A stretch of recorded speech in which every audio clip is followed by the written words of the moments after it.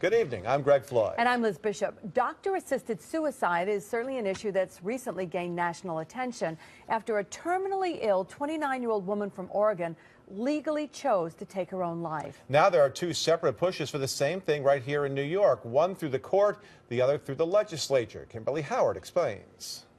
If after all the attempts that I've made, the patient still wants to die, I have to pay attention to the patient's wishes, and I would say yes. Dr. Samuel Klagsbrun is one of several New Yorkers demanding that doctor-assisted suicide be recognized under the state's constitution.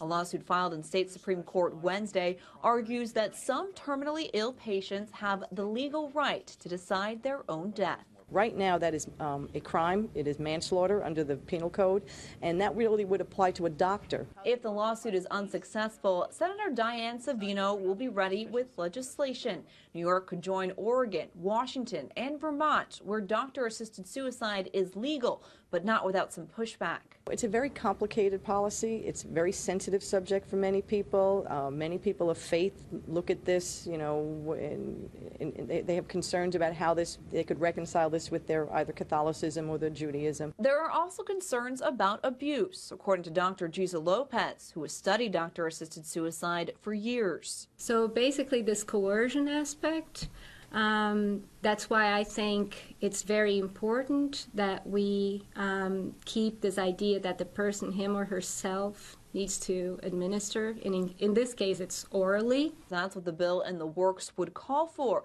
It would also require a patient be deemed mentally competent to make the ultimate decision. There are many people who think this is just about suicide. This is not suicide. Brittany Maynard wanted to live. She wanted to desperately live. Kimberly Howard, CBS 6 News.